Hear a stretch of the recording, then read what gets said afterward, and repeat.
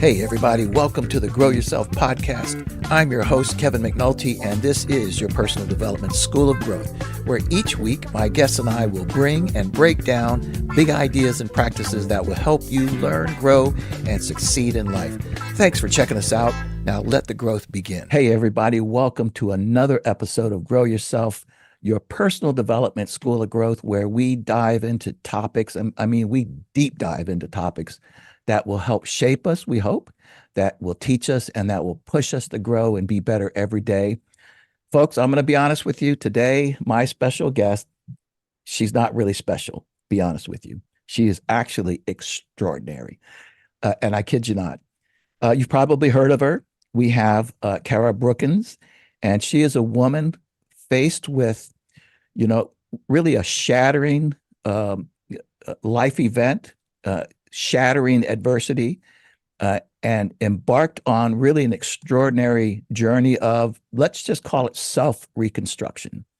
With no building experience, Cara and her 4 kids built a 3,500 square foot house, 2-story home, laying not just a foundation for their house, but for their lives. And now, as the author of Rise, How a House Built a Family, which I absolutely love that title, and her newer book, Unstuck, Cara absolutely epitomizes the power of resilience, courage, grit, which transformed her life from despair into hope. Her story isn't just inspiring, it's truly a testament, to, let's say, indomitable human spirit. So let's dive into her. Listen, there's a lot that I can say about her, but I'm just anxious to jump in, get her on the screen and start talking about her incredible journey, really. So we're going to jump into it right now, and we are going to learn, you are going to learn how we all can rise and get unstuck in our lives. Cara, goodness gracious, thank you so much for being here on Grow Yourself. Thank you so much, Kevin. I'm thrilled to be here. I'm excited to talk with you about all different things, especially transition and change. Yes. I'm being very sincere here that as I'm studying up and preparing for this, my mind just went in so many different directions because there's so much that to your life, so much that you purposely put into your life that even when it came to the introduction, I just thought, it would take me 10 minutes really to kind of get through even a summary version of your life.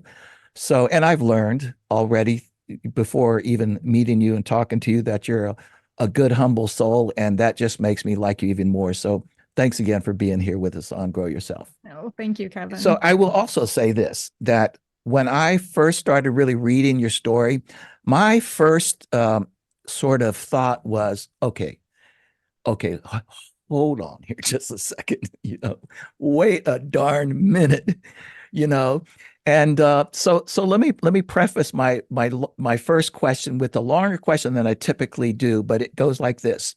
Is it fair to say and ask that after leaving an abusive relationship, you took your 4 kids and with no experience, you decided to build a 3,500 square foot house from the foundation up, all from YouTube videos? You and your kids poured concrete, framed the walls, laid the bricks for your 2-story, 5-bedroom house.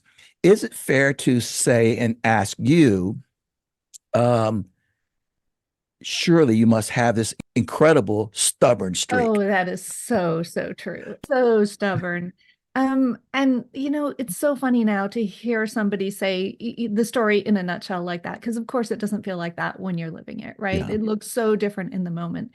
And in the moment, all of that sounded so perfectly sane and logical. Mm. And I'm fully Interesting. aware Yeah. now that it did not to other people. But to me, in the moment, after I had been through so many difficult things, and I'm looking at my kids and seeing that, Mm. their self-esteems are shattered, and so is mine, and our finances are destroyed, and we don't Yeah. have a place to live. What should we do? I thought, well, obviously, I'm going to do Yeah. what anybody would do. We're going to buy some land and we'll just build our own house. Like anybody in my situation will come to Wow. the conclusion. Um, when I called my mom, my parents are divorced. So when I called my mom and told her I was going to do this, and separately called my dad and told him, both of them are like, "What, are you crazy? No, don't do that. Like, what are you thinking?" What are you talking about? And I thought, well, I sort of didn't expect that reaction, Yeah. but it didn't slow me down. It seemed like the most perfect solution to our problem. And, in hindsight, it was, though Yeah. it also seemed like it would be a whole lot easier than it was. It No, was yeah. the most brutally difficult thing I've ever done in my life. I can only imagine. I also have to say though that so the title of that your first book is Rise.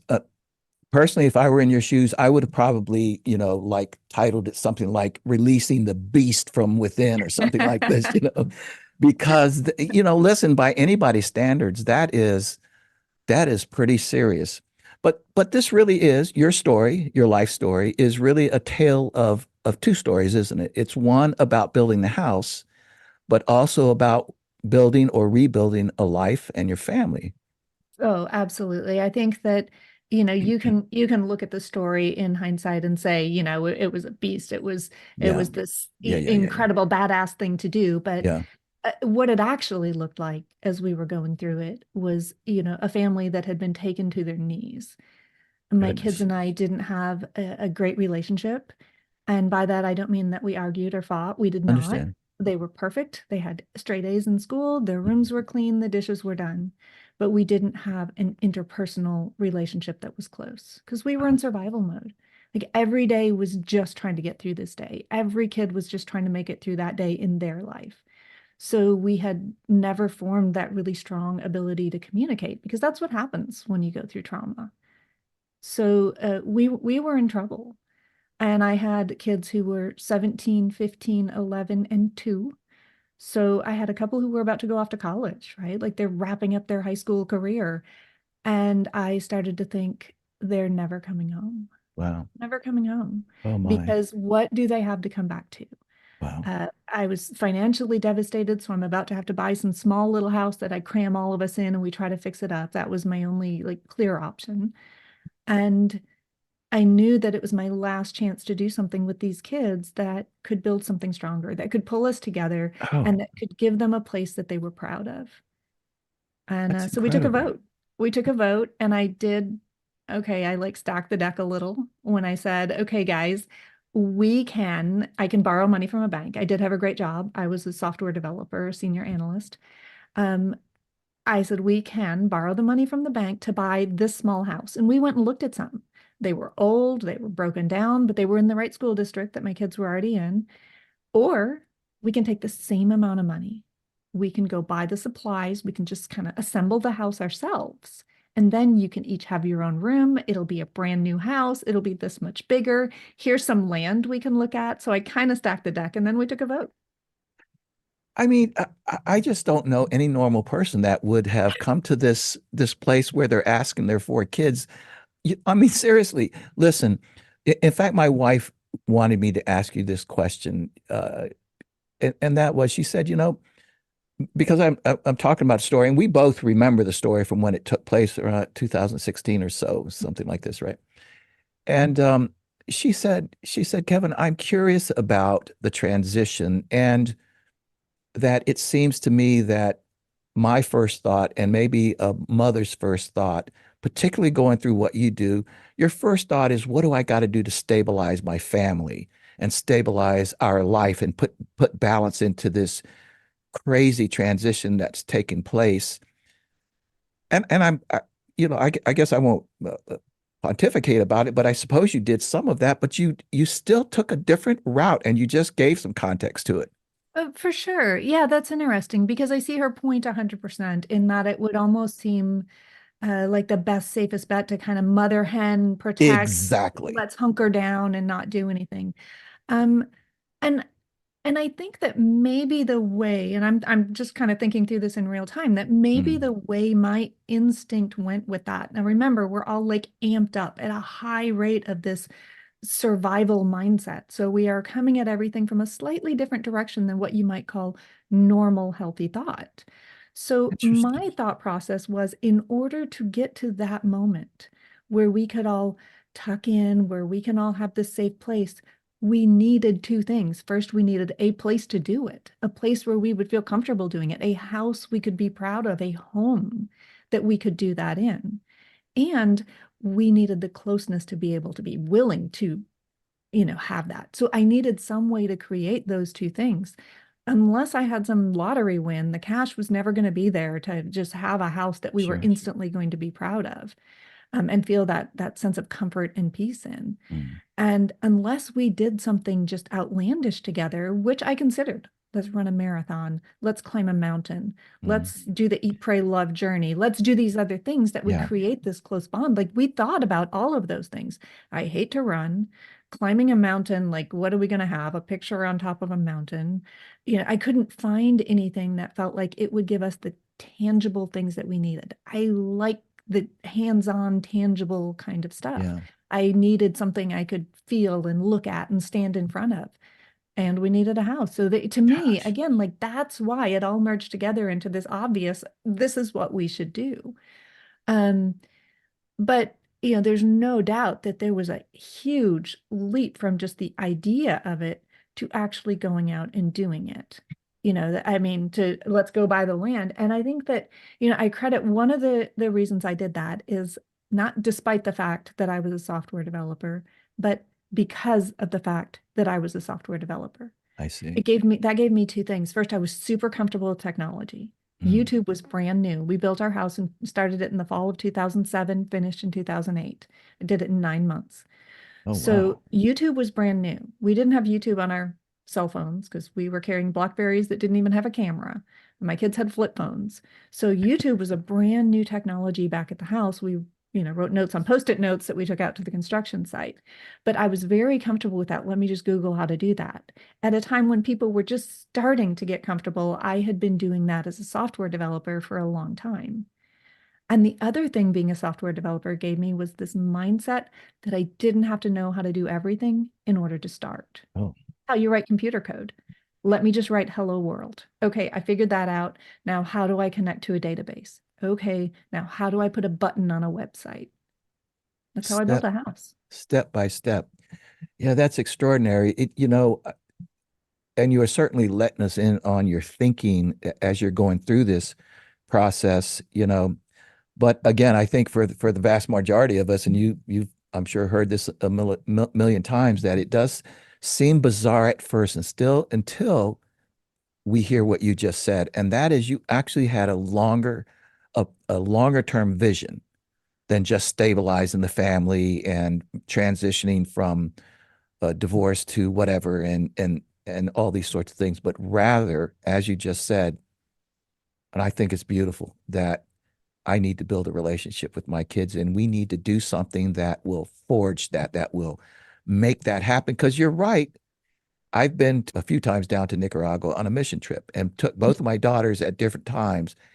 And that's where real bonds were made, when we were working together, Mhm. really working hard on a greater purpose. And it did bring us closer together. And that sounds like was your mission, I guess. Well, it was certainly it was intentional in at least a small amount. I didn't truly understand the mechanism behind it.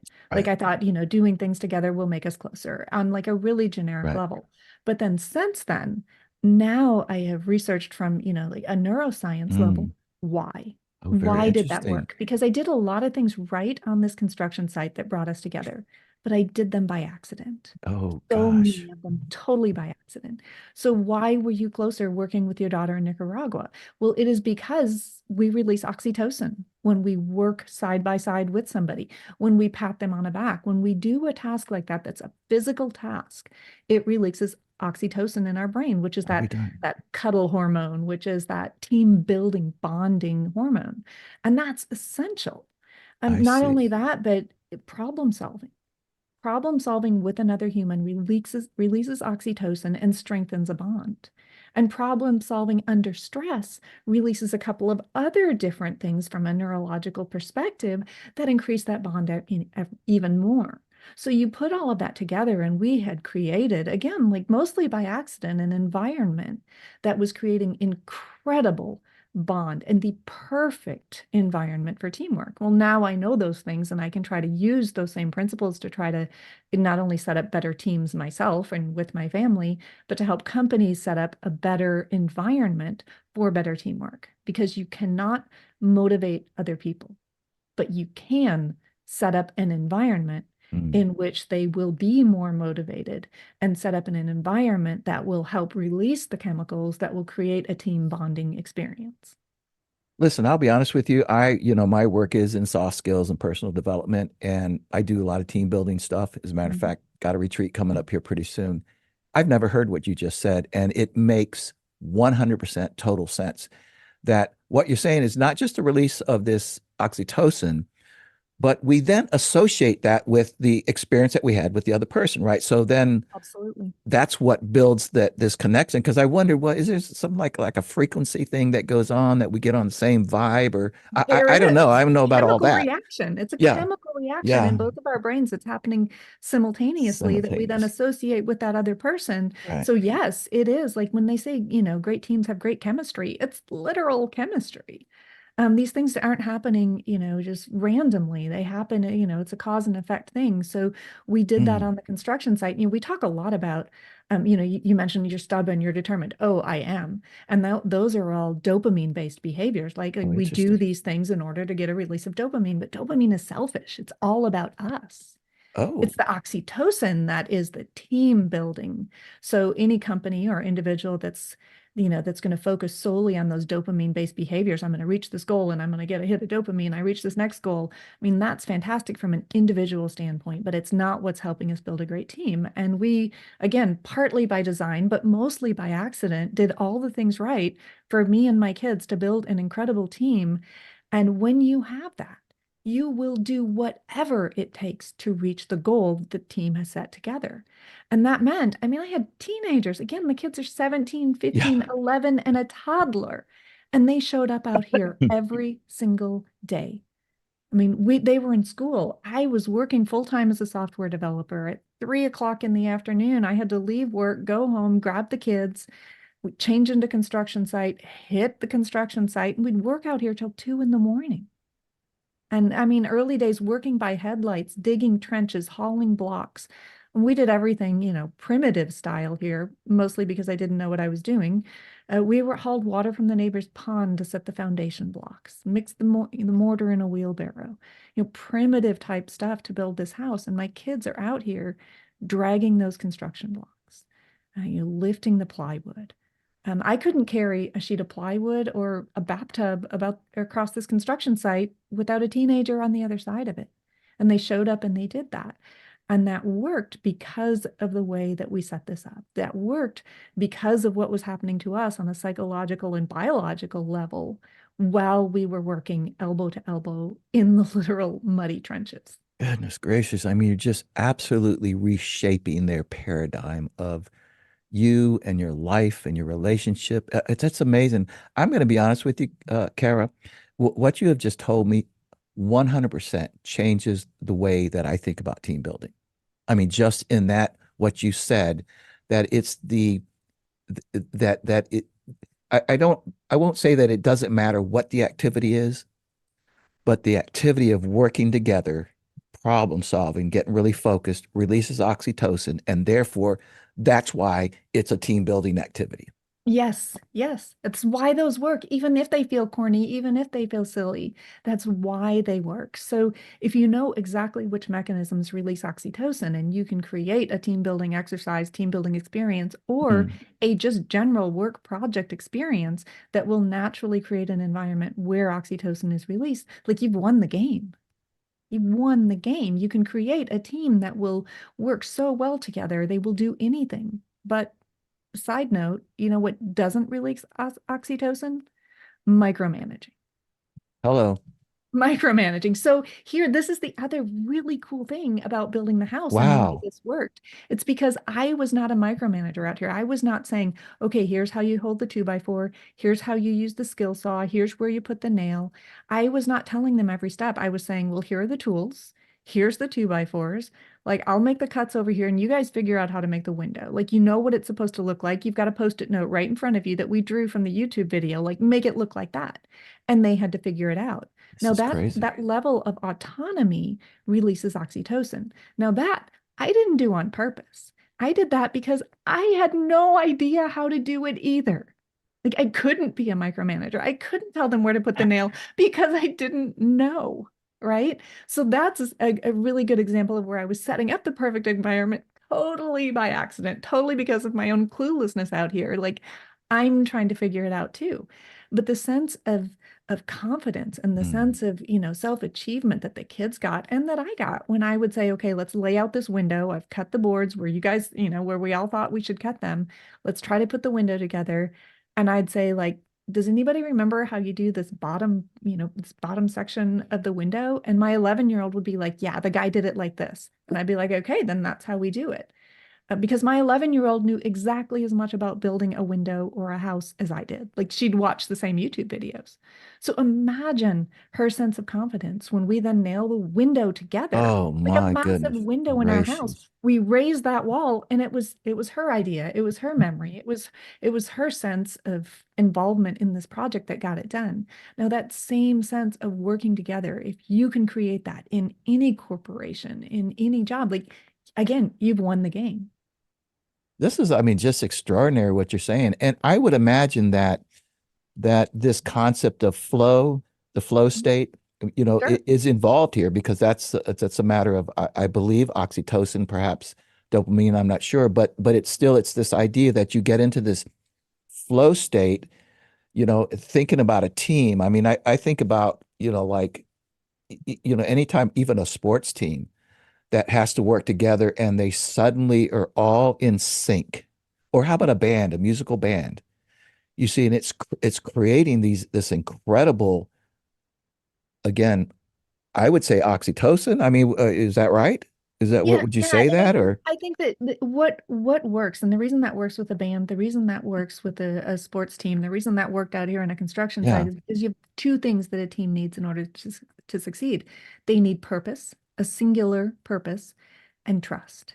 Oh, And you have those at just such a strong level when you look at a sports team. They know their purpose, right? Every single person knows exactly what the purpose is. oh, Individual purpose, but team purpose. Like, we're going to win. We are going to win this game. And here are the plays that we're going to use to win this game.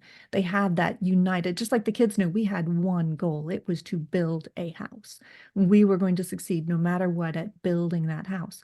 And you'd be surprised how often that is not true within our corporate teams or even our small business teams. Does everybody know exactly what the full purpose of this current project yeah, is and how that yeah. purpose affects them personally? Each of my kids would get their own room. Each of those, sports team people will get whatever, their Super Bowl ring or what their paycheck, their next thing. And they each know their personal purpose. And they have worked together side by side, elbow to elbow, in a way that developed this really strong sense of trust with each other. If you can have those things, like, you can load up your 17-year-old with a nail gun and a power saw and stand next to him and hold the board, like the level of trust that you have to work in an environment like that, then you get into that state of flow. You're reading each other's minds. You're on that same path That's because right. you're within a hive mind, so to speak. Boy, this is so real too. It's not fakery. It's not like contrived team building. This is like, hey, I'm not sure what's going to happen here. I'm going to trust you to get it done. You know as much as I do, and I'm going to help you. And it Yeah. it it Yeah. just it sparks their imagination, their problem solving skills. I mean, I can just see minds going crazy, going, yeah, and we can do this and we can do this. It's that sort of a Oh, for thing, sure. right? Yeah, yeah. And like, could we put a secret room here? Can we make a trap door? Could we do this funny thing? All the things that That's kids come up crazy. with. Can I Yeah. put a zip line out my bedroom window? Like, all the Yeah. things. And we would entertain the craziest things, How would and we you? would laugh about the craziest I'm things. curious though, as you're saying that, because this has always been a question in my mind when we talk about leadership. You know, so you have a leader who wants to engage their team and wants them to bring forth ideas, but but let's just say the leader keeps hearing these ideas and they're like, oh God, we can't do that. But I have to keep saying no. And that's not gonna produce this, if you keep saying, I don't think that's gonna work. And you might, I mean, you're an adult at this point, you're in Right, right, charge, right. and you And the could, only adult on site. So right. And so you are like the supreme leader here, and what you correct. say has to go. And there has to be somebody who does that. So I think that at least what I found is, and I think this is probably true of most teams, that when you hear like a lot of different suggestions coming in and you're finding yourself like, oh, I have to say no to, all 12 of these, obviously, there's a general spirit around or theme around which the suggestions are coming in. And maybe they are all playful and joyful and Mm, not purposeful. And so you realize like we have to introduce something to this that has a spirit of play.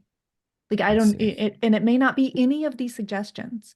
And you may be able to sit down and say, okay, like here's all the ideas we've had that are the zip line out the window, that are the slide down, to the kitchen, or all of those things. And those are all fun and they're playful. And I wish we could do all of Hmm. them. We can't. But I want to do something that is real world practical that we can put in this house that would have the spirit of play that we Wow. can all agree on. Like, let's find that Wow. thing. And I think that you'll find that most of the time when you're having suggestions like that, it's people who are pushing back who need a certain thing that's missing from this. And if you ignore it, they're going to find some way to put it in there that you didn't intend, right? Like they're just going to lose all interest or they're going to lose their motivation because it's something that was needed from either your team spirit, human spirit, whatever. There was something missing that you as a leader have to acknowledge and find, like, what is that? And how can I address it? You have I so use play, but there are so many others. Like there are so yeah, many other themes that people are going to bring to the table that, is play for us because it was partially because it was yeah. kids who are in touch with that.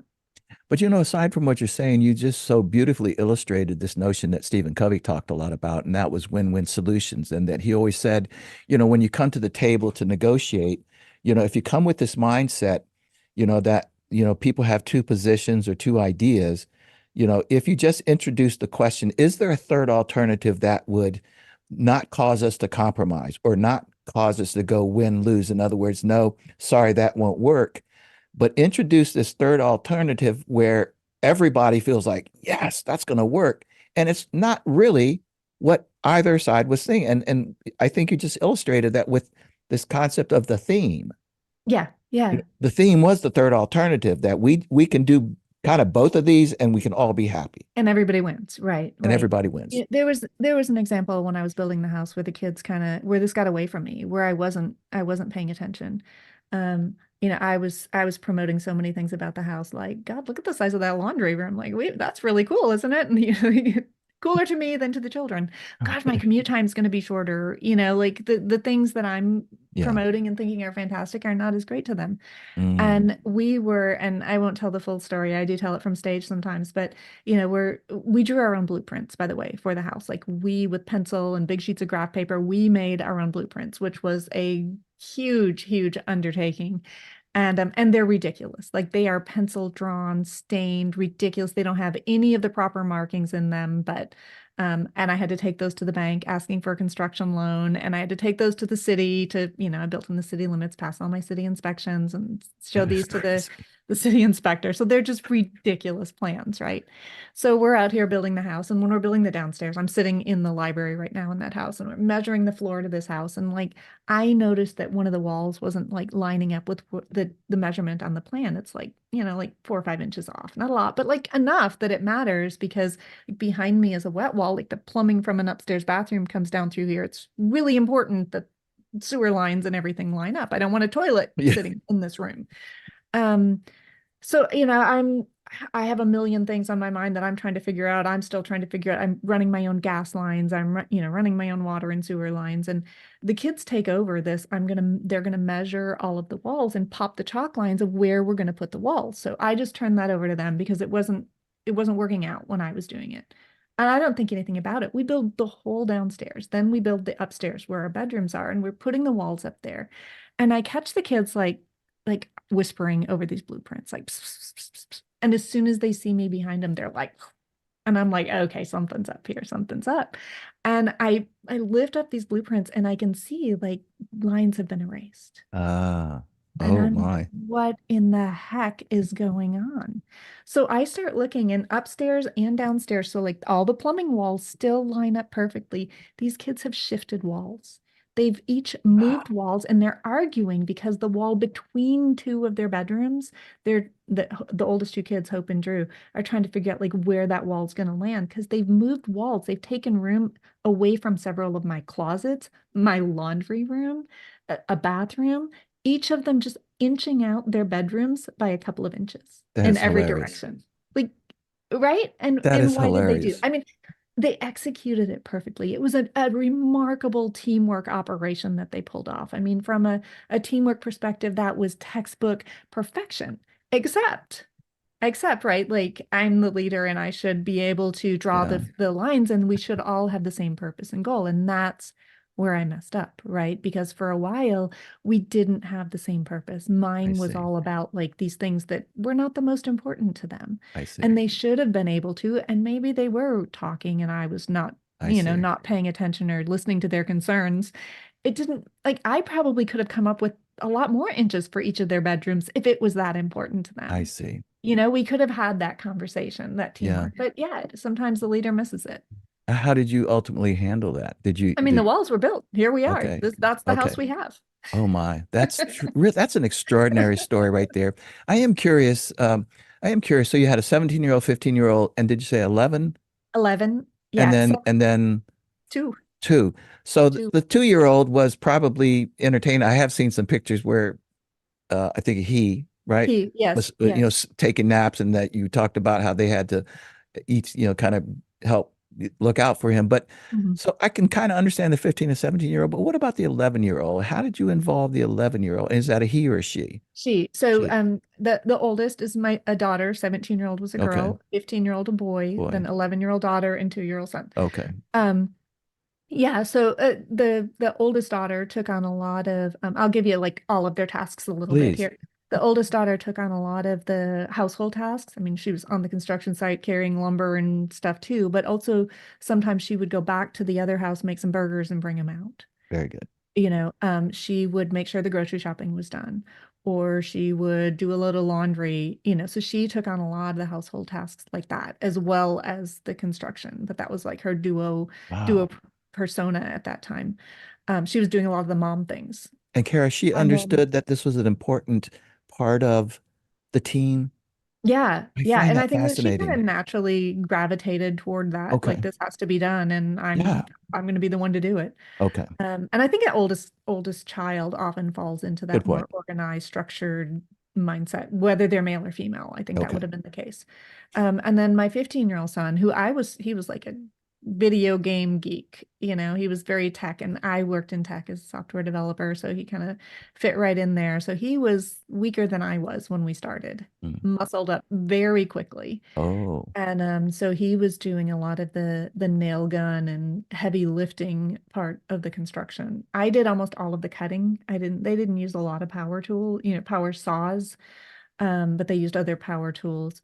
And then he did lots of the nailing and hauling. We all did the thinking and brainstorming and figuring out part. Now, the 11-year-old, of course, she would want to be involved in as right. many things as possible. And she was frustrated with the amount of time that she would end up, hey, watch your little brother. That ended up being a lot of her task. And we all took turns at that, but she couldn't lift in the same way. So some of the things that we had her do, you've probably seen some pictures of her. She buttered all the mortar onto the concrete blocks to build the foundation, which is 1,500 concrete blocks. It's 7 foot tall in the front, about 7.5 foot tall in the front, which is where I'm sitting right now, the block and fill foundation. Um, and then she did things like we had no waste on the construction site. I couldn't afford waste. You see construction sites where there's piles of scrap 2x4s and lumber that, they throw into a pile and they burn it. We didn't do that. Oh, So if we cut a piece of wood off and we had a piece that's 22.25 inches long of a 2x4, that went to Jada, the 11-year-old, and she'd get a grease pencil and write 22 and a quarter. And she'd put it in her little like she had this little organized system of where she kept them. And then she'd have 2x10s and, pieces of plywood, and she'd have them all marked. So we're building, a header for a window, and I need a 12-inch 2x6 Jada. And she'd bring over her 13.5-inch 2x6, and we'd cut that off and use it. So we'd have this much waste. So she collected nails. She would go on the construction site. We had a nail gun. We also used regular, like 10-penny nails. And she would collect any of them that we dropped. We had a little magnet thing, and she'd straighten them out. We had a piece of a railroad tie, and she'd straighten them out so we could use them if they were bent. So Wow. everybody I had mean, had that's their mind things. blowing. Everybody Yeah. had their things that they did. I can just Um, absolutely visualize everything that you're saying and about, what possibly is going through their heads that they're, she this wood pile is her thing and she's got it yeah. organized and you say, "Hey, I need this," and she knows, I mean, that's really extraordinary. So it's more than even just the manual labor. Like you said, you all thought about the plans together, but just this idea that, she had to use her mind, her brain, is as the rest of them did too. So listen, I want to kind of back up. I hate to do it because so many good things, but I got to get into your head a little bit more as well about the process and Mhm. and how you were doing this. So I'm just thinking about this time that we lived in California. We were in the Air Force out there, and we bought this house. And in California, you may or may not know, they use a lot of like lava rock for their Mm. yards.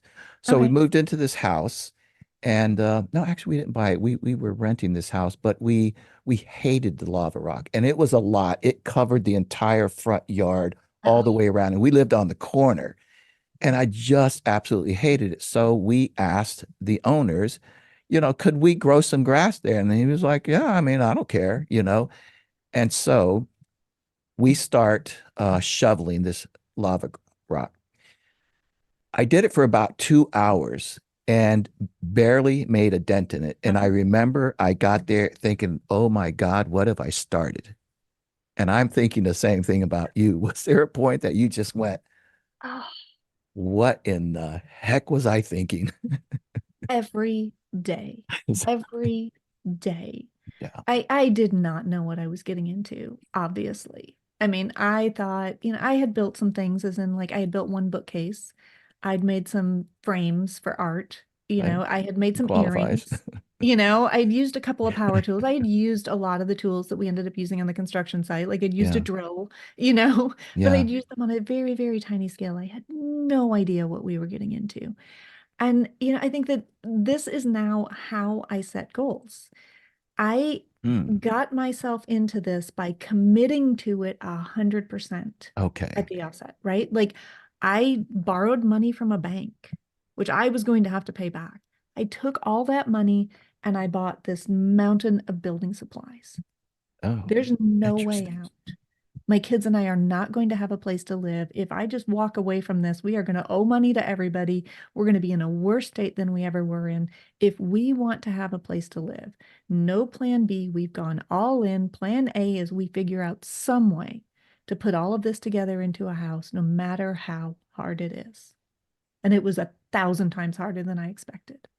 Because yes, it was that you're shoveling lava. We built the foundation that I mentioned, that it's concrete blocks. So you think if you stack up a whole bunch of concrete blocks, 1,500 of them, 7.5 foot tall, right here where I'm sitting. Now that's a hollow space with just blocks on the exterior. Then I had to fill that in. I wanted to put a concrete slab on top of that rather than like empty space. So I filled that in with a substance that's called Donafil. It's like a powdered granite, so like sand, but Mhm. super fine gray dust. Hmm. 27 dump truckloads of that, smaller Oh, dump truckloads, but still 27 of them that somebody dumped out here in the backyard for me, and we filled it with shovels. And that means 8 hours at a time, shovel, shovel, shovel. At the end of the day, it doesn't look like you've done anything. At the end of the week, right. you can see a dent. Your back hurts. Everything hurts. There's this Everything dust hurts. everywhere you can imagine. You have this dust. You're coughing it out. You're blowing it out of your nose. It's everywhere. And I had to just keep packing it in, packing it in. And it was this pyramid mindset. Humans built the pyramids. If you just keep going, have enough Yeah. manpower, enough hours. Um, that's how we did it. It was with that idea of if we work hard enough. And I think it's important to say too that I did have an idea that was false when I started this. And that was if I work really hard for this short period of time, 9 months, right? I had a 9-month Which construction loan. So sounds it couldn't go incredibly, past that. yeah. We either made it or we didn't in that 9 months, right? And if we didn't make it, the bank could take it all away from us. 9 months. I thought if we work this hard for 9 months and we give everything we've got, like the universe is going to cut us a break, right? Like the universe is going to feel sorry for us. It is going to give us a rest. We're going to be able to catch our breath. Then everything's going to go right as a like reward for the Oh, hard work we I put in, see. right? Like I had that mindset. It is Mhm. 100% false. It got me through this, but it is 100% false. It's not how life works. There Okay. are no there are no like breaks for good behavior. Like that's not how it works. And it didn't work that way for me. We had another tragedy as soon as we finished building the house. But I had that idea that if I just push really hard for a while, and in a way, like it does work from the standpoint of if you the workload and the work level that we were performing at was not sustainable, right? It was Yeah. temporary. Yeah. But Yeah. Yeah. instead Yeah. of being a baby step forward, it gave us a massive leap forward. And that's what we needed in life. And that's what we needed from a mindset and a team family perspective. We needed that massive leap forward, and it gave us that. You And mean the that's why I completion, the structured. completion of the house, do you mean? Oh, sure. Yeah, the Yeah. completion of the house, But having a place to live, having a house we ended up okay. I see paying what you're off and not saying. owing money on, having the family bond like fast forwarded and built Mhm. in an incredibly fast way, like all of that it happened to perfection. But you'll notice in the book Rise, I structured it in rise and fall chapters. Every other chapter, there's a rise chapter of us building a house and a fall chapter that's kind of like It's why brilliant. we did it, the things that went wrong. And the reason I did that is because of exactly what I just said. I thought that life, like if we pushed really hard, would cut us a break. But what actually happens is this more roller coaster rise fall structure, good, bad, like it's going to keep coming. And no matter how you feel right now, good or bad, the other thing's right around the corner. Yeah. And it happened to us in that, the day we are able to move into our house, we finish, we pass all of our inspections, we have our certificate of occupancy, life is about to cut us a break, like things have been really tough for a long time. Now we're going to be able to catch our breath. We sleep in the house for the very first night. And people want that to be like we had a pizza party and the most rewarding Hollywood celebration ever. But instead, what happened is I wake up the next morning with a call that my mom is on her way to the emergency room. She's 59 years old, had an unexpected blood clot, and she died.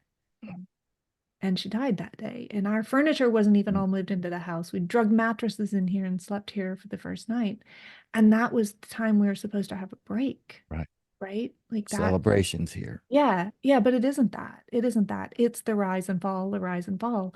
And instead, the bond, the bonds that my kids and I had built, the I guess the family structure and hierarchy that we had set up, and Yeah. everybody finding their place in the family and in this working machine of a family, meant that when my mom died and I inherited my disabled brother and we had so many things to manage, every person within the family knew where they fit and how to manage this and how to work together through this. And I don't know how we would have done it before. I Yeah. don't know how we would have.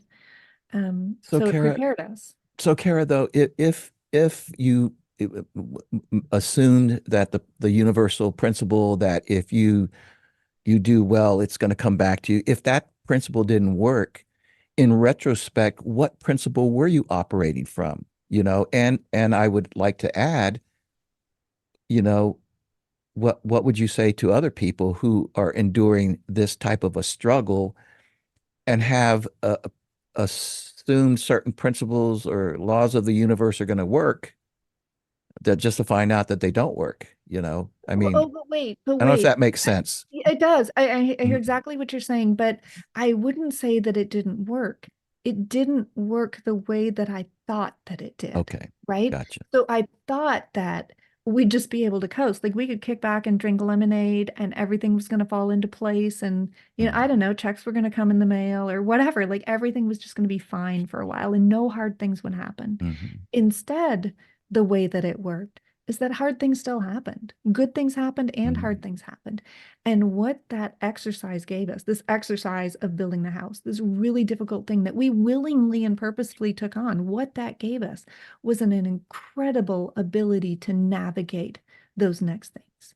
See, the Oh. winning wasn't that it made it perfect and easy, but the Mhm. winning was that it gave us the most perfect, easy, whatever characteristics and skills and abilities and knowledge and connections in order to navigate the hard things that are still going to be there and Yeah. the positive things that are going to Yeah. be there from a completely new and winning standpoint. Like if you can succeed through trauma, and I think that you can, I think that my kids and I succeeded through the trauma that followed the building of the house, which was losing my mom unexpectedly. We succeeded at that in just an incredible way, in the way that we were able to navigate a really tough time. So that, but that's all in retrospect, right? Of course, You of know, course. fair enough. And so, but so I guess my point is this is what you would then say to others is to what see it through, you know, and it'll be worth it all. I guess I'm trying to figure out Oh, sure. the Well, principle right. Yeah, I understand how you're asking that because it can seem so helpless and impossible. at the time, And it can correct? seem like the hard things just keep coming. But actually, Hmm. you and I talked about this for a couple of minutes before we started, and that we Hmm. see patterns, right? Hmm. And that we see the patterns of the negative and we see the Hmm. patterns of the hard. And I could look back at what we went through, and I could name so many things that we did on Oh this wow. house that were hard and that didn't go well, and that I've got a scar right here in an ER visit. And, like we could talk about the really, really terrible things and really terrible things that happened before. And I could say there was this failure, there was this trauma, there was this injustice that happened to me. And Interesting. then Yeah. I built this house. And then guess what? Another injustice slammed me. And that is true. If that is the pattern that I want to find and see, that is Okay. true. But I have evidence and I can see a pattern of one positive thing and one success after another that landed. And because of that, I know that even though right now hard things are still happening, and they are, like there are hard things in my career right now, are things I'm still trying to really figure out. But I know and I have evidence that and not like it'll all work out or it all happens for a reason. I don't believe that. I believe it all happens and we damn well better give it a reason.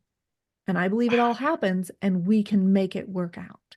But we're going to have to muscle it into place a little bit. And everything we've all already been through gives us the evidence and the skills and the knowledge that we're going to be able to use on what's happening right now in order to make the next thing a little better and easier. And it's going to happen again. And we can be ready for it again, but we're going to be more ready because of the attitude and the skills that we take from the last thing. And the harder the things are that you do, the harder the things are that you try, the more robust you're building those skills.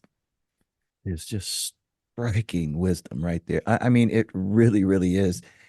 And my goodness, all of you good people watching and listening, I hope you're taking notes here. I mean, because this is real stuff that you're talking about. So speaking of hard, what was, if you could nail it down to like what was the most significant challenge that you had and how did you overcome that? Can you think of one? I'm sure there was a There, myriad of them, but there are so many. There are so many. But yeah, the hardest part is the first few days that we're on this first few days and mm, months that we're mm, out in this cold field. We started mm. in December of Oh, 2007. that's December bold. 7th of 2007. I am in Little Rock, Arkansas. Grew up in Wisconsin, so it's not as cold as Wisconsin, thank Right, goodness, that's true. but Hmm. it is really cold. So we're out here in the freezing cold. We don't have proper gear, right? Like I don't have any work clothes. I have gloves that I bought from an automotive place because they were small enough to fit my hands, which meant they were not really construction gloves and they stained my hands all purple because they're out here in and they weren't waterproof. We had plastic bread bags on our feet and then old tennis shoes on because we didn't have like waterproof boots. So we have none of the right gear, none of the knowledge, no clue what we're doing, standing in the middle of a field trying to figure this out. And here's the most important part. We're not a team yet, right? Like we have Oh, not built those bonds yet. I don't know what he's thinking. I don't know what he's capable of. I don't know what her skills are or if she can do the geometry because I sure as heck can't do the geometry behind this. Um, and there's none of that. There's no open communication or clear communication. And in fact, there's very little communication. And we have to figure out how to do all of this in the freezing cold, horrible weather and heavy. None of us have muscles at all. I was a software developer, 110 pounds, sat behind a keyboard, pasty white. And it gets dark early. So we're out here working by the Yeah. headlights of the cars after school. So everything was bad about it. Everything hurt. Everything was bruised. Everything felt wrong. Um, those seemed like impossible days. It just seemed impossible. And we can't even get up out of the ground. Like we're still digging trenches in the earth, after the first few weeks. We're not even above ground. And we have to build a structure that's nearly 3 stories tall. Like, how is that possible? And the moment that I knew like we were going to make it, and by that I don't even mean that I knew we were going to succeed at building a Yeah. house, You just had a hint. but that I knew we were going to succeed Oh, at I see. what we were building with our family. Mm. The moment I knew that is when the laughter changed. And we were a pretty serious family at that point because we hadn't had a lot to laugh about. And the laughter that we did have was more surface level, or we could Yeah. laugh because something was funny. But here was the change. The change was when we could laugh at ourselves in a different way. And the reason that's important is because when you go through trauma and struggles, your self-esteem just takes a nosedive. And I think when you add like domestic violence to that, which has a level of shame to it, and when you put us on a construction site building a house when we are not the people who typically would be doing that, there was a Mm-mm. level of shame that we had taken on this project as our best option. Like we have fallen this low in life. So our self-esteem was so low.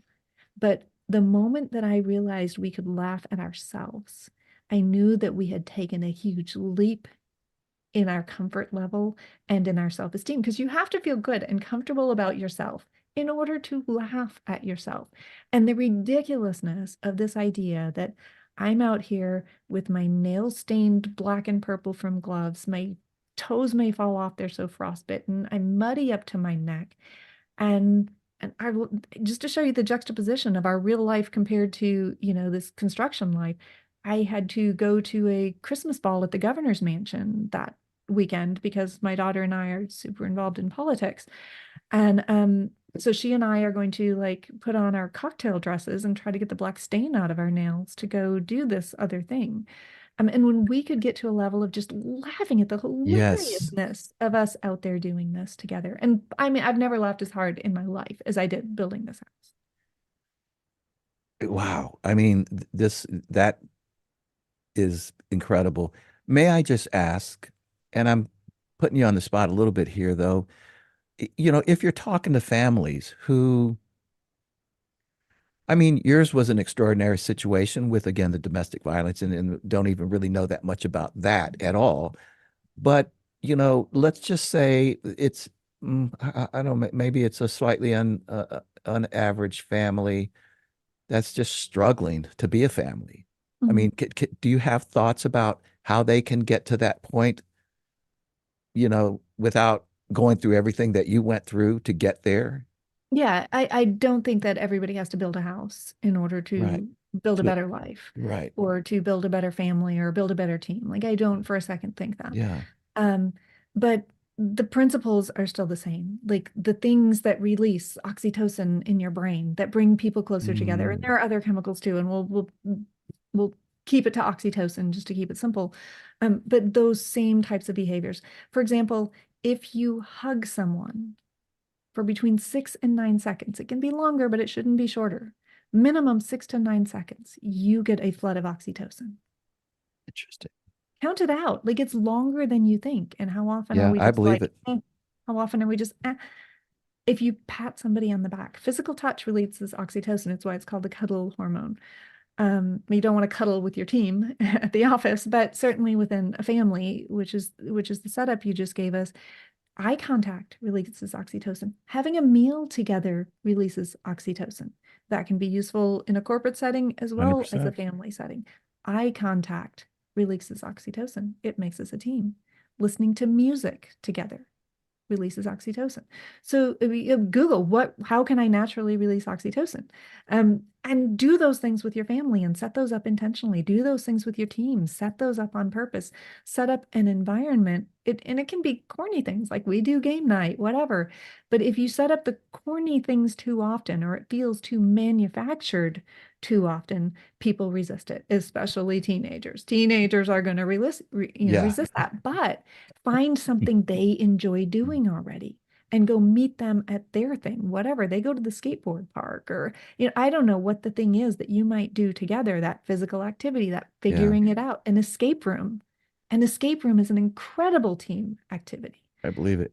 And especially if you naturally go to a meal beforehand, if you naturally add in some of the things that also release oxytocin to that problem solving adventure, physical activity, physical work, go plant some trees together, do a community service project of a habitat house or a habitat playhouses that they build.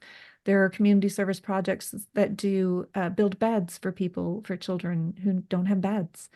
I've participated in a lot of those different things. So there are so many things. You can climb a mountain together. You can go run a marathon together, but it shouldn't be such a push that it feels like a very unlikely thing that your Hmm. family is having to drag along. Again, you have to have the common purpose and the trust. Yeah. If you start with the common purpose and you jump in, you'll build the trust. This is brilliant what you're saying. It's striking. So we have a rule at our house. My girls, so I raised a son who's now actually in his 40s, and then I have a young daughter who's 29, another one 25. And we had a rule in our house that no fake hugs. We always Uh, said that. But I didn't know about the 6 to 9 seconds rule. And we're about to shift that because to me that's a brilliant nugget yeah. that will produce, I've not I've gosh, I'm kind of in And we this don't have world. control of it from like a biological perspective, from a Yeah, neurological perspective. We do not have control over that. Like that will happen in our brain.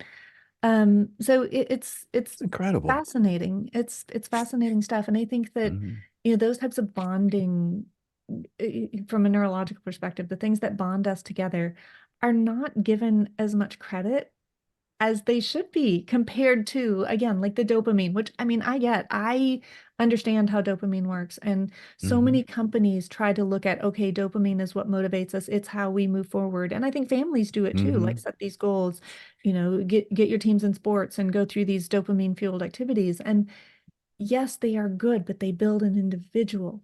They build an individual in their selfish, how do I build me form of moving forward? And that is divisive in a team. So if you're setting up Yeah. dopamine fueled activities in a team, Mm. you are Got it. not accomplishing what you are trying to accomplish. And the same with your family. Got it. Just really, really game changing information here. So let me ask now, moving forward a little bit here. How did all of this transition into writing a book, particularly Rise?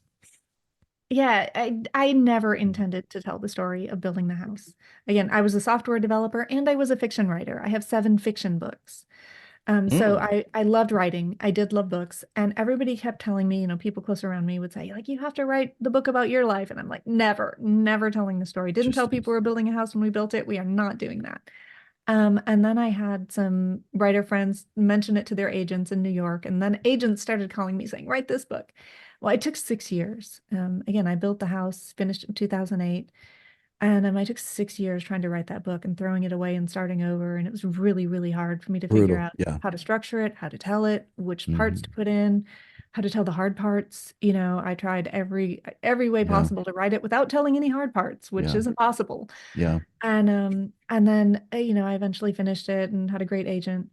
And yeah, I thought like 4 people and my dad would read it, like, and instead it sold in a big auction in New York, and it was optioned for film and television and reality television.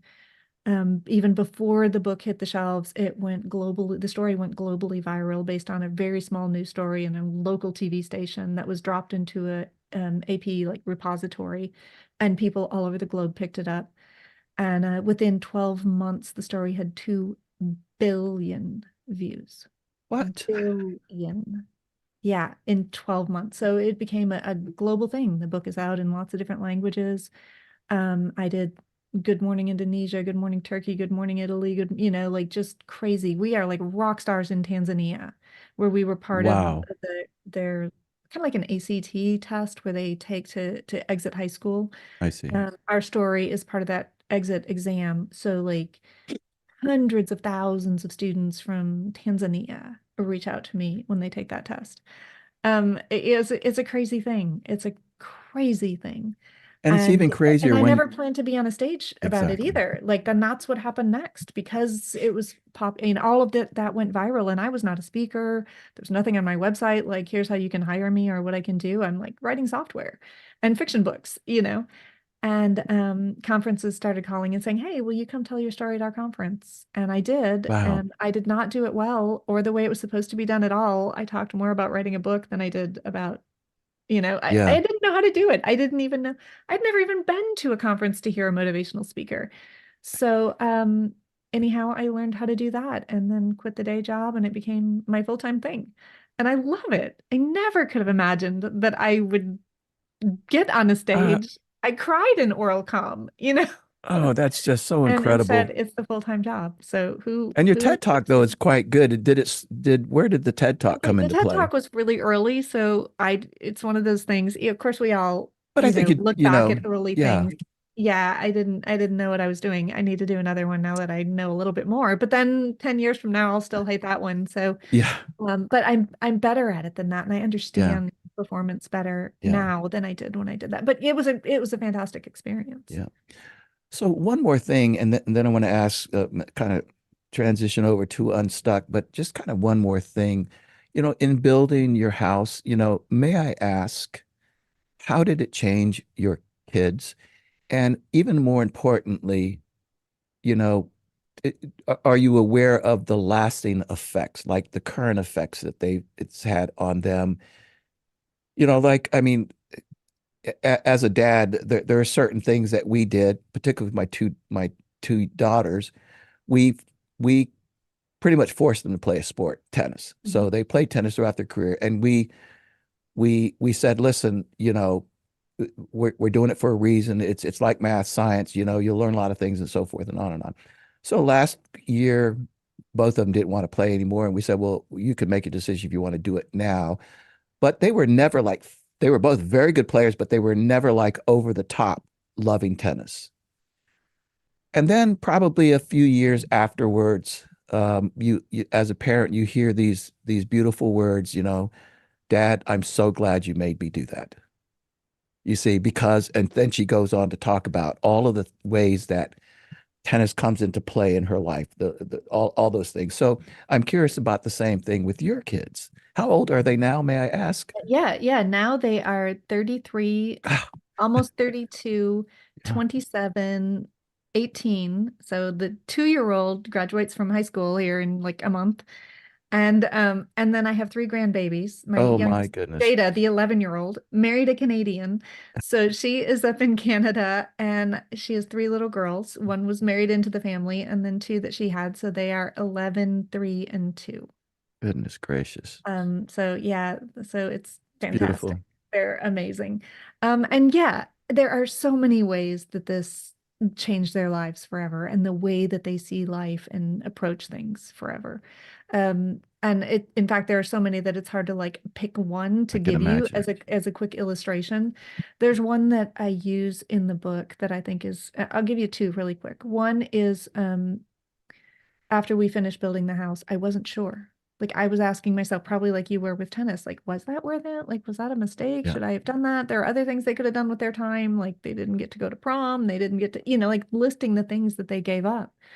And of course I'm still, my mom has just passed away and I'm in a tough Mm. situation and I just don't know, like, should I have done any of this?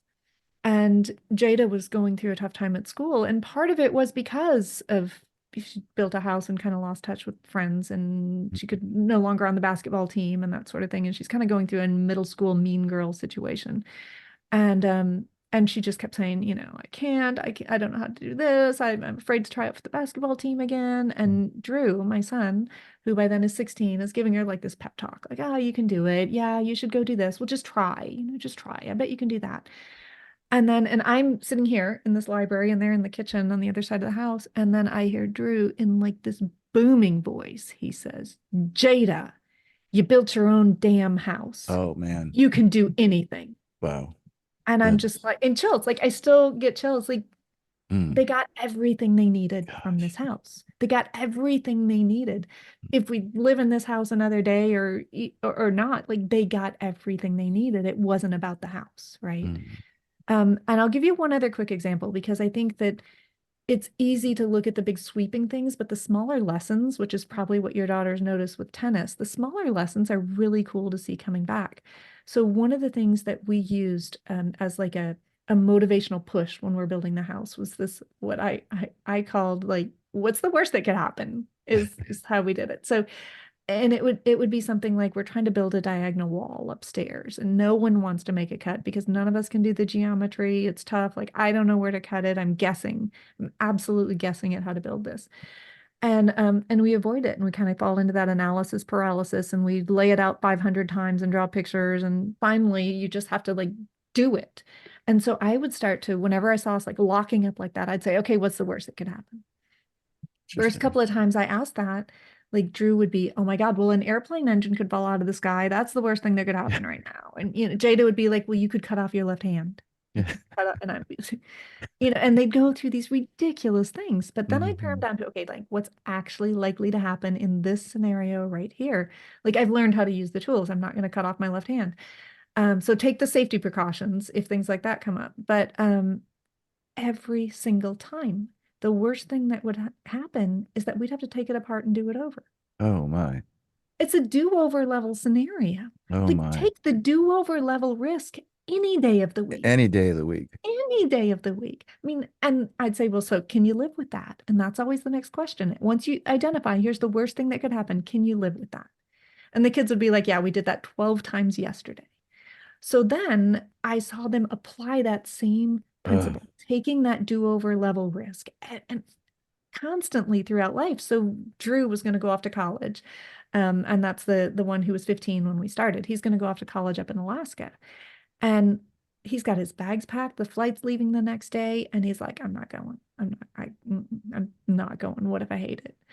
And I'm like, okay, what if you hate it? What are you going to do if you hate it? If it doesn't work out, what are you going to do? And he said, I guess I'm going to have to come back home. And I said, Drew, you live at home now. By that definition, you are living your worst case scenario already. Oh goodness gracious. And Wow. how often is that true, right? How Yeah. often are we actually like go through all the possibilities, the worst case scenario? If I ask this girl out on a date, like what's the worst thing that could happen? She could say no, and I won't have a date. I don't have a date now. I went through that with my son Brilliant. recently. Like, you don't have a date now. You're living your worst case scenario. Like, Brilliant. anything you do is better than that. You're in your worst case scenario. So I see, I mean, there's a Wow. thousand other examples, but I see just these little moments that come back from when we had our toes in sawdust, and we came up with these things that we would say or do that pop back at us now and get us moving. That's just brilliant. Just really, really good stuff. So unstuck. Um, I did read about how that came about. Could you, just tell us a little bit about how you came up with that book? I think you were Sure. struggling and like, I don't know. Yeah. So, after we built the house and even after I was speaking, the most common thing that people would message me is, I know I could do something bigger. I could reach this other goal. I know I'm capable. This is possible. I'm stuck. I Mm, don't know where to start. And, a thousand messages in, I'm like, well, that's exactly how I felt, right? I was stuck. So I started asking myself the questions, like a lot of the questions we talked about today, like, so why did I start? Like, what made me do that? And even the bigger question is, why did it work? Because from any reasonable, logical standpoint, me and my kids taking on this project should Mm, not have worked, that's right? Like right. it shouldn't have been successful. So why did it work? So what did I do and what methods did I employ that worked? And again, like I didn't know when we were out here doing this that I was releasing oxytocin from a particular activity that we were taking. I learned that in researching the book Unstuck. I wanted to understand what did we do out here that made all of this work from a teamwork perspective, from an individual perspective, from a goal setting perspective. Because if I could understand what got me unstuck, what got me motivated and kept me motivated to build this house, then I could apply that to any goal I wanted. Mm, So from a selfish perspective, I want to understand this so that I can reach any goal I want just by setting it up with the same strategy I used to set up the yeah. house build. Yeah. And from a more generous perspective, I want to then share that so that anybody who feels stuck can say, okay, what are some simple things that I can set up that are using brain chemistry, that are using neuroscience, that are using the way my mind already works in order to accomplish the whatever goal I set. And I pulled all of that together in Unstuck using what set all of this off for me. And that was YouTube videos because there's something about them, right? Yeah. They pull us in. They don't just show us how to do something, they Mm, get us to do something. they get And us to that's do the something. definition of Yeah. motivation, Yeah. right? Yeah. So what I found and and it sounds like a bunch of wild, crazy, disconnected things, but it's all connected. Because what YouTube videos do is they are set up in the exact perfect way to do everything that we've talked about. They are set up to use the way our brains already work to release the chemicals at the right moment that get us to start something and keep us doing it. How interesting. So there's an exact pattern, there's an exact set of steps that are employed, and YouTube videos didn't create it. They just use it Use it. because it works. So if we can all understand how that works in our own minds and how YouTube videos take advantage of it, then with just a couple of very simple steps, we can set up our goals so that we are releasing the right chemicals at the right time that get us motivated, that keep us motivated, and we can reach the goals. I And can, that's yeah. how I wrote Unstuck. I Yeah. used the Mm, psychology behind how-to videos, which is an ancient psychology that yeah. is, from the structure of our brain. Yeah, and I created the goal setting strategy from that worked for me more than once now. I should have asked this before, but it just all seemed to work this way. But would you mind just kind of sharing a summary of the book? What is it about and what's the full title so people can hear it? I mean, we're certainly going to tell everybody about it here momentarily, but please just, you know, Yeah, of course, it's all about ending procrastination and yeah. motivation. So it's Unstuck. It's End Procrastination using the ancient psychology behind how-to I videos. know when I first read that, I went, huh? I know, right? Because it's this little But brain twist, but once that's you what it think about is. it, you're like, wow, no, I get it. Yeah, and okay, here's a really, really fun twist. I kind of gave you a summary of what's in it, but a really fun kind of full circle moment for me is when you write a book, you get often you ask somebody, a celebrity or somebody who's To endorse renowned it. in the Yeah. field to write a quote, like for the cover of the book. Hmm. And I started thinking, like, I've met a lot of people, and in this journey, I could ask a lot of different famous people to do this. And I thought, maybe somebody like from YouTube would be cool, like the Hmm. CEO of YouTube on this or something. And I thought, wait, what if like the original founders of YouTube, what would they think of this story? Like how would you even reach somebody like that? So I get on Twitter and I just connect with like Steve Chen, who was one of the original founders of YouTube. And I'm like, hey, I wrote this book, I built this house, and here's what it's about. And he's like, oh my gosh, I know your story exactly. This is the coolest thing. We never imagined that somebody would use this platform back in the garages of Menlo Park when we created this platform, that they would use it to build a house. Of course, send me the book. I'm in Thailand. Send me the book and Brilliant. I'd love to write a blurb for it. So on the cover of Unstuck is a blurb from the founder of YouTube. Like That is how just and I crazy. knew when I did it that it was for me more than it was for anyone else because you don't know who Steve Chen is and nobody looking at that other than I did write like on it, original founder of YouTube. Yeah. Um But for me, that was the 100%. coolest full circle moment. I was like, there's nobody better than that to be on the cover of this book. So that's a 100%. really, really cool moment for me. Gosh, and you think about that you really do have in common him building YouTube and you building the house. I mean, I'm going to have to suppose that when he started building YouTube, he had no idea what he was doing, Right. you know. So Figuring it out as he went, just figuring like out as he went. this. Yeah. Absolutely, absolutely. And it in a nutshell, and I won't go through the whole unstuck kind of strategy here, but because we've already talked about it, it is that setting that massive goal and not having a plan B, like go all in, give yourself a deadline on it. And the ticking time bomb deadline that's impossible is so vital to hitting a big goal. Like you think we had 9 months to build this house. What if the bank had given me 5 years? How long would it have taken me? Yes, 5 years. It would have taken me 5 years. Yes, Absolutely, without a I doubt. get it. If they 100%. had not given me any deadline, or if I had Yeah. just had the money in the bank and Hmm. I could just build it on my own timeline, I Yeah. would still be working on the foundation. Yeah. So having that deadline, so it's principles like that. And why does that work? I talk in the book about why, from a psychological, from a neurological perspective, why do we need that deadline? Here's how it works, and here's how you can create that for Yeah, yourself. it's the urgency factor, right? It's the Absolutely. urgency is a source of motivation, Sure. Sure. you know. So, Yeah, Cara, so I use principles like that. I use the way our brain already works, oxytocin, dopamine, I talk about all of that, the way our brain already works to set up goals so that we can reach them. Instead of fighting it, we spend too much time, and I think too much of modern discussion around yeah, personal development is fighting the systems in your brain. Why in the world? Like they yeah. are indisputably powerful. Don't fight them. Figure out how they work and use them. Even some of the things that you said earlier, that just sort of were contrary to what, people think. I love it because there are things that we grasp onto because it sounds good. It's like, oh, wow, no kidding. Yeah, that sounds beautiful, but there's no merit to it. There's no, Yeah. you know, So what would you say though, from Unstuck, that is, do you find or have you gotten feedback, that you find is the most effective for helping people, some strategy or whatever, helping them move forward, getting unstuck?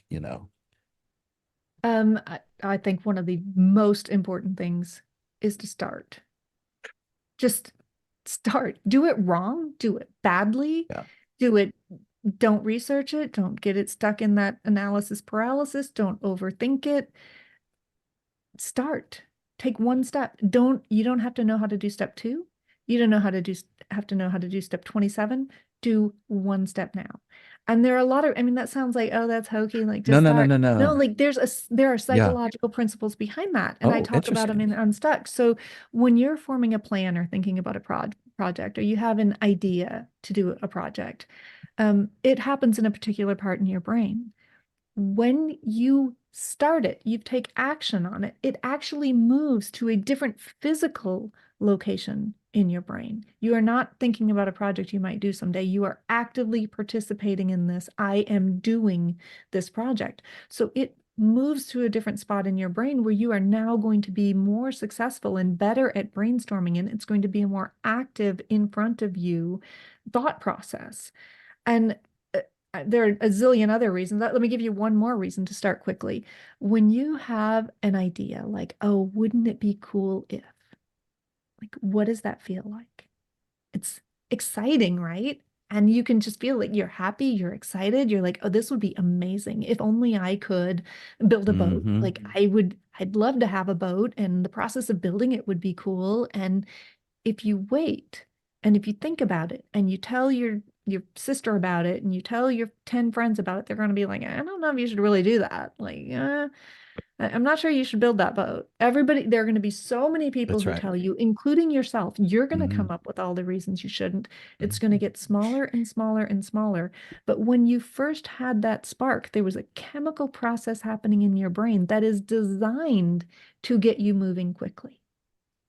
And it is Wow. not going to stay there forever. It's a short-term thing. And if you ride that if that's momentum that you were given for free in your brain and body, and it will send chemicals to your body, there's a reason you're excited. And if you shelve the project and you listen to the doubt and you do all of the research and the analysis, and then you pull it out, try to feel that excitement again. It's gone. It's gone Yes, because it that's was a chemical reaction in your brain, and that chemical is gone. Instead, and I use this sometimes to such an extreme. Instead, if you act quickly, it can look a little crazy, but it will get done if it's something you want. So we had a wall in our dining room. It was ugly. Hated it. We finished it. We had like the Today Show was coming to our house. We printed 9 pictures off the internet free and framed them and stuck them on a wall, and I hated it. Year later, we have a Japanese film crew coming to the house, and I'm like, God, I still hate that wall of the house. We've never decorated it. I need to finish it. I move fast. I have that thought. I stand up, I walk to the dining room, I pull all 9 pictures off the wall. There's a Japanese film crew coming to the house in 2 weeks. Now I've got holes all over my wall where these pictures were. What am I gonna do? oh boy. I start looking at it and I think, you know what I hate about that wall? Like the idiot who designed our HVAC system, that was me, by the way, put this massive air return in that wall, and I have to constantly like put a table or something over it to hide it. And I can't move the HVAC return thing. Like it can't be moved. It's there. It's always going to be there. It's always going to be ugly. What if I could make it a feature? What if I could make an HVAC return vent a feature by building a fireplace, a pretend fireplace mantle around it? And like the air vent is the back of the fireplace. That is crazy. So I have that idea and I draw it on a Post-it note. Literally, I still have the Post-it note somewhere. I draw it on a Post-it note and it's bad. It's just like, here's a fireplace, here's a vent in the back. And then I go out to the shop, which is, we built that while we were building the house. And I'm like, here's all this scrap lumber, a lot of it left over from building the house, some from other projects. I'm always trying to make something. And I have an old piece of a piano out there. And I'm like, I measure it and I'm like, it's a top part of a piano. And I'm like, that is perfect. I get The it. exact right length. So then I immediately, like this has all happened, split second. I drew on the Post-it note, walked out to the shop. I'm wearing my socks outside in my shop with the tape measure, measure the piano, come back in for shoes, go to Lowe's.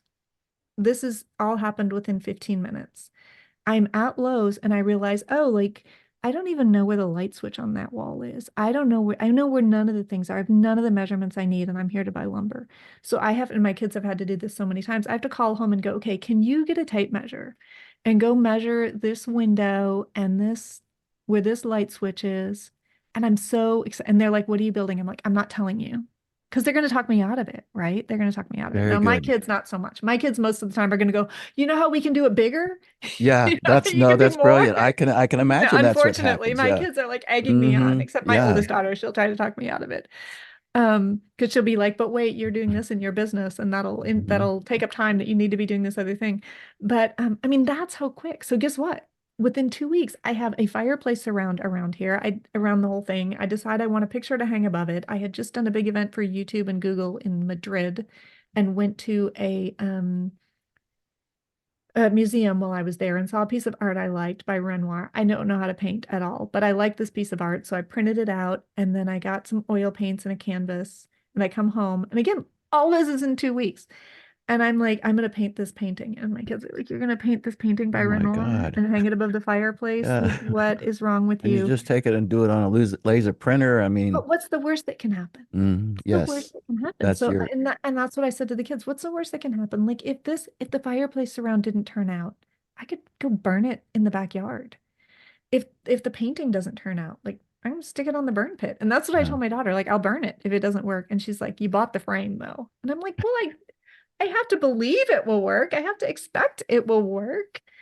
And so I painted the painting. The Japanese crew came. I kept telling them not to touch it, and they touched there's still to this day fingerprints from the Japanese film crew in the painting because they wouldn't stop touching it. I just hear all of these principles playing out that you've talked about. Please keep going. Yeah. But I mean, that's part of Unstuck, right? Yeah. It is, and why did that work? Why Start. did that work? Do it. It worked because I took advantage of what was already happening in my brain. I see. Our brains are designed to have an idea, and we have this rush of chemicals that is designed to get us moving on it. But in our modern day, we have found all these ways to talk ourselves and each other out of it. And we lose that advantage. There's an advantage in that. Now, of course, we can't just become, obsessive compulsive instant action Right. people. We have to at least, pay attention to this. And if it's something we Yeah. really Discern. want Yeah. and serves our life and everything well, then that's the time, like I need to do it. And you may not need to do all of it. You may need to do 5 steps of it so you're committed. And then you're going to have to pause and do some research and call somebody about the measurements and take a deep breath and Yeah. but use the momentum you've been given. It's a gift. It's just, it's brilliant what you're saying here in so many different ways, partly because all of what you're saying resonates with me. This last part just, if I looked like I wasn't really paying attention, it was because I'm off in this deep thought about something that happened to me as a coach, as a personal development coach. So I was working with this woman, um, and we would, talk every couple of weeks or, something like this. And over a period of time, what I realized was happening here is that we would have a coaching call. She would be so fired up to take some action. And then we would come back the next time or even the next month. Okay, what did you do about this? And this went on for months. And I remember when it dawned on me, and I didn't know what you're talking about, the neurological piece, but I knew what was happening is I would get her fired up. These chemicals would start getting fired up. I knew it was the right thing to do. She knew it was the right thing to do. She was going to go do it, and then she would go speak to her spouse about it, who would talk her out of it, or at least not Or even not doubt. Our own doubt can talk us out of it. correct. Yes, Yeah. all of that, But and if she she would had never taken an take. action, like she Yeah, could take an action while she's still on the phone with you, two of the actions. bam. If and she needed a deadline that had some Yeah, urgency behind it. correct. So you set those things up, and I mean, that's what Unstuck is. Again, it's only like 3 or 4 different steps. And if you just set Hmm. these things up for yourself, like you are locked in and you are working with the principles that are already in They're place, already there. already there. Just use them. I wish I could go through all of these incredible principles that you did as a summary here, but folks, you'll just have to listen to this twice and write them down because they were really, really brilliant. Well, listen, goodness gracious, I'm almost without words that the part of it, Cara, is your down to earth, your humility about, hey, I didn't know what I was doing, you know. Your plain spokenness of saying, you know, yeah, that doesn't work, so don't do it, you know. But you've become this teacher. You've taken all of these things. It really, it really. I have to admit that in some regard, I think a little bit biblically here, where there's a scripture about, for those who believe, God will turn everything to the good, and your story here just epitomizes that principle itself. That idea of how you have not just taken the hard things, but you in somehow in your mind, probably because you're a smart lady, have just sort of like really filed away all of these ideas, and now they just jump out as bits of wisdom. I mean, they're it's like a gold nugget, per second here on this doggone podcast. So listen, would you please share with the audience and take as much time as you like to tell us where we can find you? I can't wait to go out. I've already got Amazon open here to go get your books. Um, and I sincerely, I don't always do this, but I just absolutely encourage people to go get your books and read it and move their life forward. So where can people find you? Whatever you'd like to say. I am easy to find. Everything is carabrookins.com. It's Okay. Cara with a C. And Hmm. if you can't remember my name, if you just type in Mom Builds House with YouTube, I am out there in every country in every language, and it's really easy to find me from there. And yeah, that's where the books are too. Books are also at most libraries. Mm. So, and Audible, I haven't done the audiobook for Unstuck yet, but I did do Rise as an audiobook. So, lots of podcasts, lots of things out there. I've done lots of Yeah, you're shows. all over the And I'm place. on lots of stages too. Yeah. So, if you're doing a conference, need a motivational speaker, I love to kick them off. And I'm all the places. And I would imagine again with all these things that you can speak on a variety of topics, are there a handful that that tend to really like team building, I would imagine, perhaps even leadership that seem to Yes. resonate the most? Yes, it's a fascinating thing to see, which kinds of stages you end up on Hmm. and who's most interested. As far as themes, yes, teamwork, leadership, resilience, and dealing Resilience. with change and tend to be the Yeah. topics. And I do usually do like a kickoff keynote. That's my favorite slot to have. And yeah, every kind of corporation and group you can imagine. Uh, I can imagine. yeah, I can only it's a imagine. lot of So fun. I love it. Absolutely love you it. do look like you're having a lot of fun. Each time you talk about that, you kind of light up there. Yeah. So, well, listen, I just can't thank you enough. I have to admit, when I first wanted to go and ask you, I thought, man, this lady's all over the place. I'm sure she's, probably gonna say no. Oh, I'm so glad it worked out. I No, am it's a lot of too, fun. you know. It was an easy yes.